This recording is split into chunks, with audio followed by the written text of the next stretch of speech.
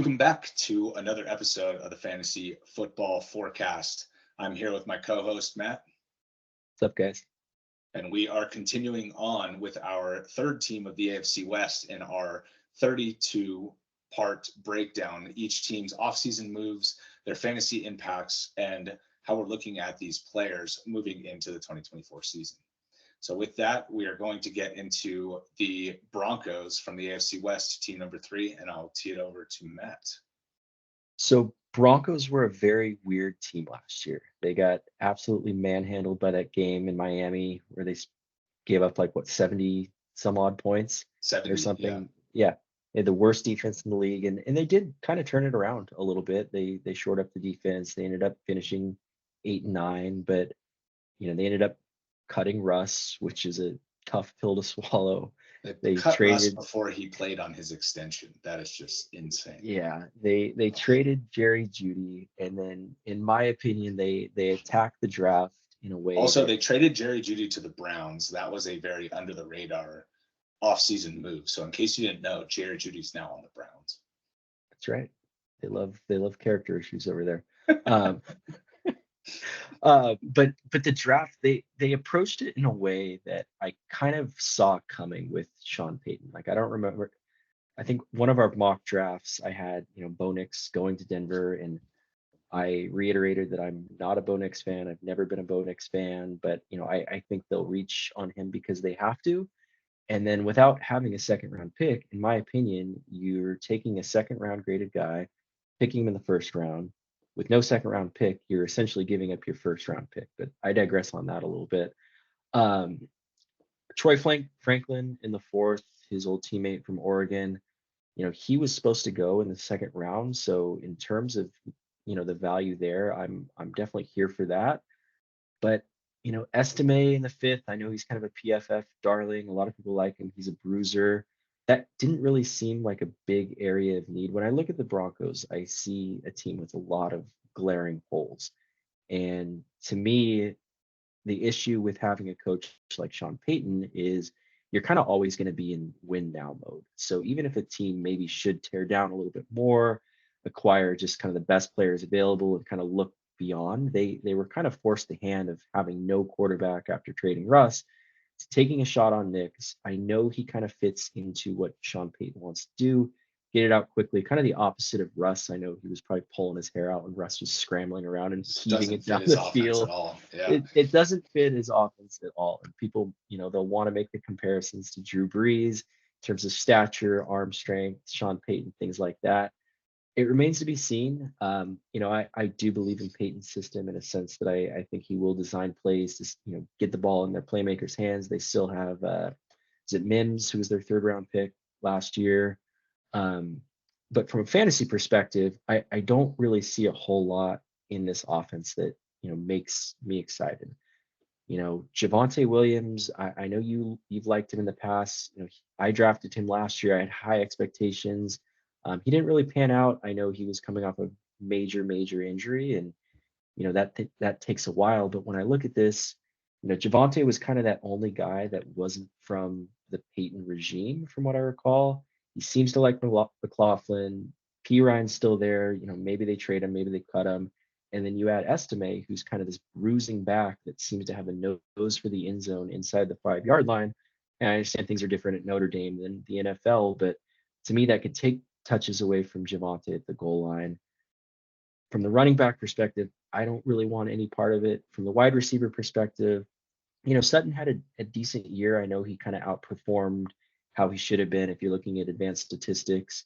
I'm not sure if I completely trust that, but I can see someone saying, hey, he's the clear-cut number one now that Judy's gone. And, he is a great player too. So let's not kind of lose sight of that. But to me, like Mims and Franklin are kind of maybe one week wonders. Maybe you want to take a shot on those guys in like a best ball format where you don't have to figure out how to use them if you draft them at all. But overall, there's not too much to be desired from a fantasy perspective, but I'd love to hear your thoughts. Yeah, this is one of maybe 5 teams overall that we're going to preview here that might only have one player drafted, maybe 2. Javonte and Sutton. That's really it. Even in Superflex, like there's in a 10-team Superflex league, where we're saying, you have to use your bench and have to worry about a lot of additional starters with a third receiver. Like, I don't know that Bo Nix is even going to get drafted here. He's into a terrible spot. It's going to be, him and like New England we're going to talk about too, where, May might not even start at the beginning of the year or all year. So this team is rough to talk about. It's really a bummer because when they got Russ and then they went and signed Peyton, it seemed like they were really on the upswing. And even last year, like Russ was in the top 10 quarterbacks in fantasy before they benched him, because he had the contract thing where he got guaranteed money if he got hurt. I don't know. It just feels like this is such a weird place. It's a weird team to talk about. I still really like Javonte. And I will say, I get the Estime concern, right? The short yardage guy, right? You'd never want to hear a team that adds a short yardage player when your guy, when you like the other guy in the backfield. I mean, you don't have to go back further than the Detroit backfield when Jamal Williams was there, 17 touchdowns. He wasn't even supposed to be the starter over Swift. And all of a sudden you had Swift, who was like a top 15 pick, giving up 17 touchdowns to a different running back. And like Swift that year still scored 8 touchdowns. Like that's still a good number of touchdowns. But like, even if he had gotten 5 more from the goal line player, he would have been worth that second round pick. But I don't know. I kind of have a bad feeling, like you said, about Estime here, where he's not going to be fantasy relevant himself. Like Jamal Williams obviously ended up being fantasy relevant. So I don't want to make the comparison there. I'm just saying the goal line work, where if in a bad offense, right? Detroit obviously was an awesome offense, having 25 touchdowns out of your running backs. That's like an unbelievable year for running backs. Like I could see this backfield scoring 8 total, 10 total. And if Estime gets 4 of them, McLaughlin gets 1 and Javonte gets 5, that's not really going to be a fantasy relevant player unless you're up at 1,200 yards or 1,100 yards, right? Like that's a bye week fill in. That's a bench player. That's somebody that doesn't have a lot of trade value. So, seeing him up even at 27, I'm not sure I'm in on that. Even as somebody who likes to mine starters, or mine guys that are going to play late, right? Like he might be an 11th round pick, but he's going next to Nick Chubb. Like you're going to take Nick Chubb. He's going next to Raheem Mostert. He's going next to Devin Singletary, who I think is going to be the starter for the Giants. He's going next to Zach Moss, who I think is going to be the starter for Cincinnati. Like we just saw what Joe Mixon can do, who we both agree we don't think he's that good. Even like dart throw guys later, like I mentioned Zeke, like, Nick Chubb isn't going to be healthy to start the year. Maybe you take a Jerome Ford. That's getting maybe a little bit stretched. I mean, I think I would take Javonte over Ford, but that's somebody going 10 picks in ADP later that I'm going to be passing on Javonte when I feel like I can get somebody else later and try and take another receiver or take it, or that's maybe around the 9th round, 10th round range when you can get a tight end. It just doesn't feel to me like I really want to be in on Denver. And I try not to discount offenses. Like I know last year there were offenses like Tampa Bay, right? They just signed Baker. Nobody thought they were going to be any good. Houston, they drafted CJ Stroud. Nobody thought they were going to be any good.